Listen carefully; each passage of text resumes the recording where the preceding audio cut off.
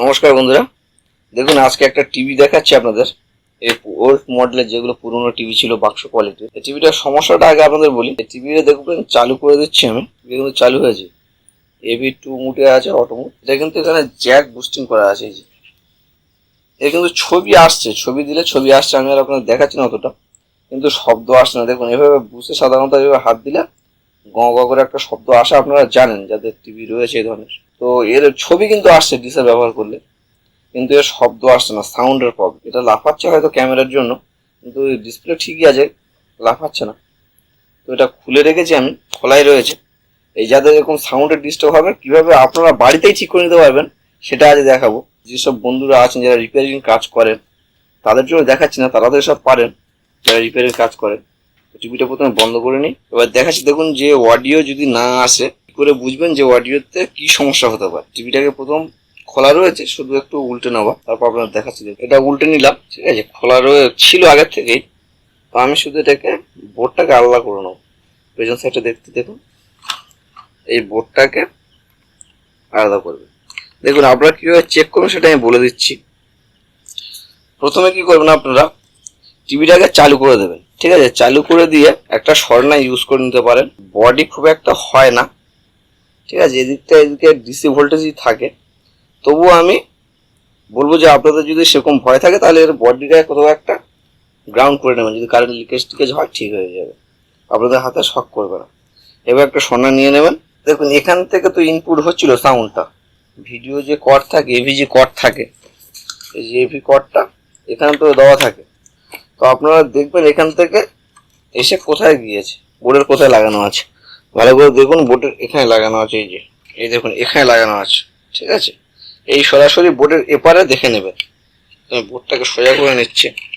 এই দেখুন এইটা 1 2 3, এই তিনটে কিন্তু এখান থেকে কানেকশন আসছে। তো এখানে হাত দিয়ে দেখবেন, এবার সোনা যদি ধরেন, তাহলে দেখবেন এখানে গ গ করে শব্দ আসার কথা।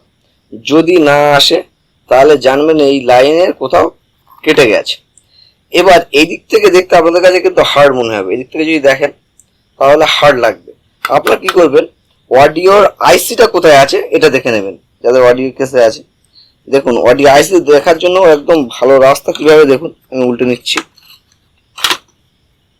এই দেখুন, এই যে স্পিকার রয়েছে, স্পিকারের তার দেখুন কোথায় আছে, এই যে এখানে আছে।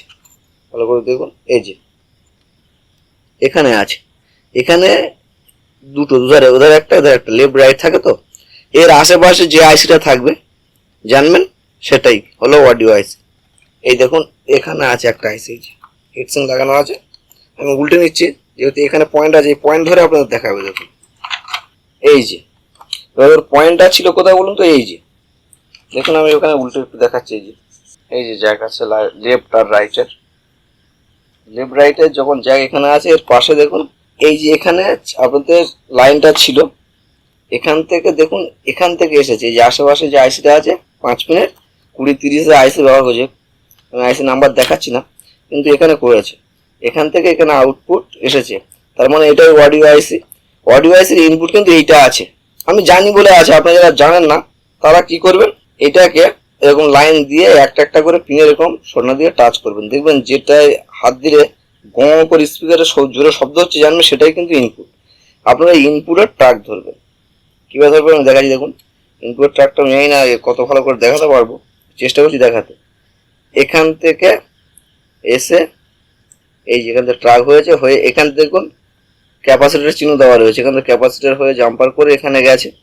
এখান থেকে এসে এখান থেকে এই গেছে, এখান থেকে এসে এখানে জাম্পার ব্যবহার করেছে, এই যে দেখা আছে, দেখুন অ্যারো দেওয়া আছে। এখান থেকে যাবেন, এইভাবে গিয়ে কোথায় গিয়েছে এইভাবে চেক করতে করতে যাবেন। এই যে ক্যাপাসিটরগুলো আছে না, শুধু যেখানে ক্যাপাসিটর চিহ্ন থাকবে বা জাম্পারের চিহ্ন থাকবে, পাল্টি করে নিয়ে বোর্ডটা পাল্টি করে এপারে ধরবেন। ধরে দেখবেন যে সেই জাম্পার বা ক্যাপাসিটরটি আছে না উপড়ে গেছে বা নষ্ট হয়ে গেছে, এটা কিন্তু আপনারা দেখবেন। তো এইভাবে দেখতে দেখতে দেখতে দেখতে যাবেন। আমি কিন্তু এটা দেখেছিলাম, আগে থেকেই দেখে রেখেছিলাম। এখান থেকে আবার ট্র্যাক করলাম, যেখান থেকে ক্যাপাসিটর হয়ে এসছে, এখান থেকে এইখানে গেছে, এই জাম্পার থেকে প্রথম লাইন ধরে যাব, এই যেখান থেকে এখানে গেছে। এখান থেকে দেখুন একটা জাম্পার মেরে এখানে দিয়ে দিয়েছে, রেজিস্টার আছে, এখানে আর লেখা আছে R28 মানে 28। এখান থেকে এখানে এসছে, এখান থেকে কিন্তু দেখুন এখানে একটা ক্যাপাসিটর ইউজ করা হয়েছিল। আমি এটা আগে তো যেহেতু দেখে রেখেছিলাম, আপনারা শুধু যেখানে জাম্পার বা ক্যাপাসিটর চিহ্ন দেওয়া থাকবে পাল্টি করে দেখবেন ওপারে আছে কিনা না সেটা নষ্ট হয়ে গেছে। আমি কিন্তু দেখেছি না এই ক্যাপাসিটরটা নেই, উঠে গেছে। তো আমি এটা পাল্টি করে নেওয়ার পরে আপনাদের দেখাচ্ছি। দেখুন যেভাবে পাল্টি করছি এক হাতে অসুবিধা।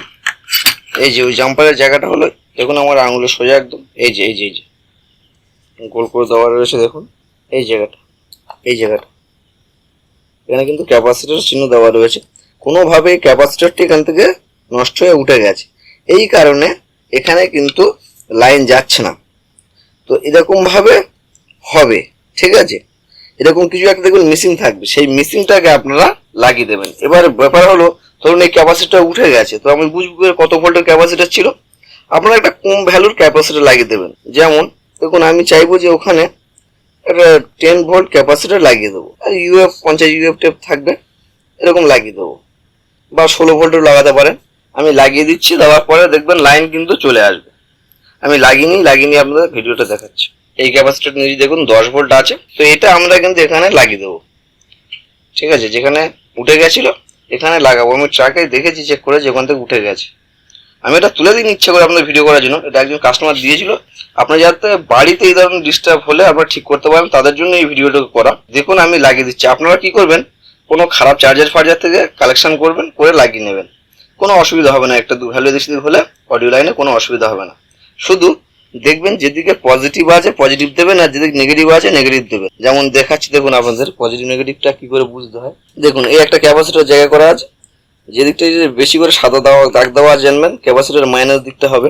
এটার ক্ষেত্রেও তাই, যেহেতু এখানে লাগাবো এদিকটা কিন্তু মাইনাস হবে। আর ক্যাপাসিটরের গায়ে দেখুন মাইনাস কোনটা আছে, এই যে যেদিকে কালো এই অ্যারো চিহ্ন করা আছে এটা হলো মাইনাস, আর যদি কিছু নেই এটা পজিটিভ। তো আপনারা লাগিয়ে নেবেন। আমি লাগিয়ে নিয়ে আপনাদের দেখাচ্ছি, তারপর দেখাবো যে শব্দ আসছে কিনা। এই দেখুন লাগিয়ে নিয়েছি ক্যাপাসিটরটি। এবার লাইনটা দিয়ে আপনাদের দেখাচ্ছি, দেখুন যে শব্দ আসছে কিনা।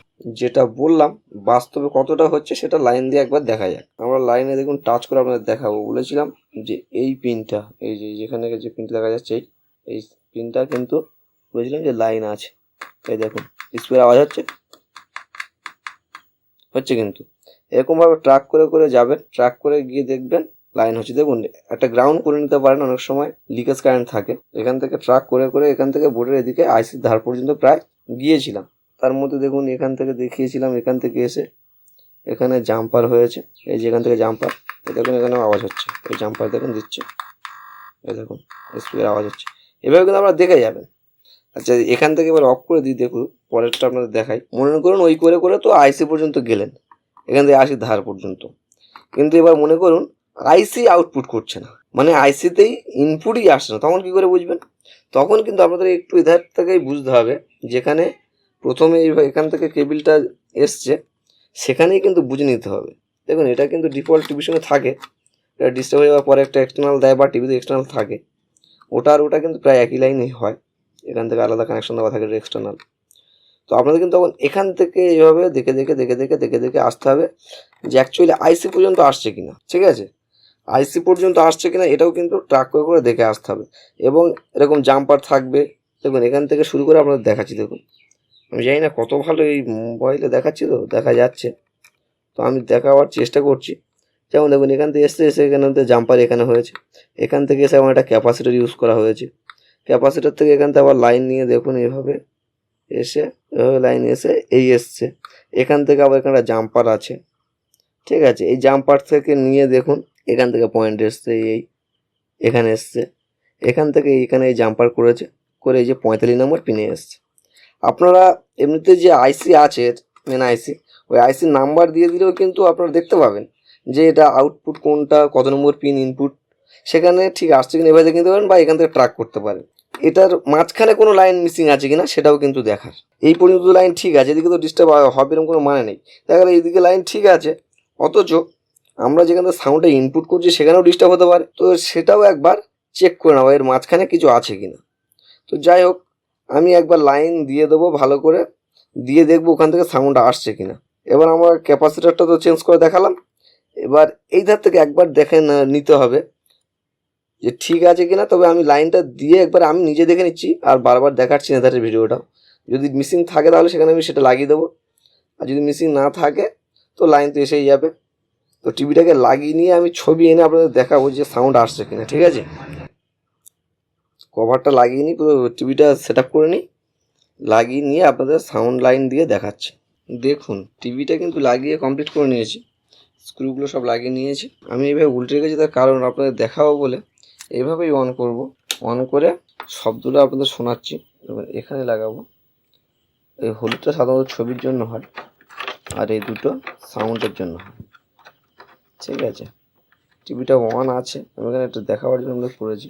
ডিসের লাইন থেকে একটা লাইনটা নিয়েছি, সেপ্টার বক্স থেকে একটা সেপ্টার বক্স থেকে লাইন নিয়ে যেহেতু সেপ্টার বক্স লাইন দেওয়ার সাথে সাথে এই সেপ্টার বক্সের একটা দেখুন, সেপ্টার বক্সের এটা অফ করে দিচ্ছি।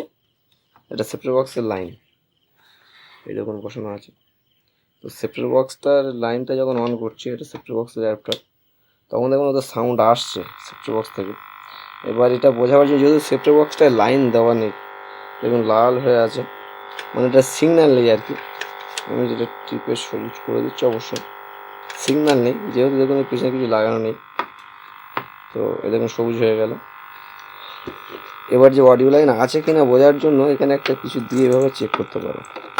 এই দেখুন এখানে এই স্বর্ণটা ঢুকিয়ে দেবো, এই দেখুন লাইন আসছে, ঠিক আছে। আপনারা কিন্তু এইভাবে চেক করে নেবেন দেখুন।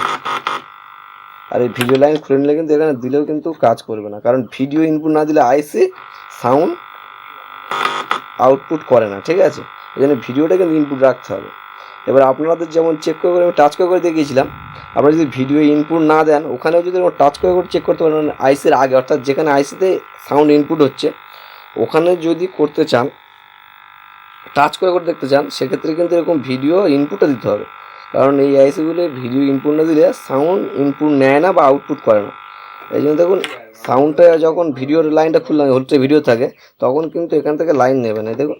কিন্তু যখন ভিডিও লাইনটা দিলাম, যেহেতু এটা ডিসে লাইন দেওয়া রয়েছে, ভিডিওটা ইনপুট হচ্ছে, তাহলে কিন্তু এরকম শব্দের আউটপুট নেবে। আমি টিভিটা উল্টে দেখাচ্ছি যে টিভিটা সত্যি চালু কিনা।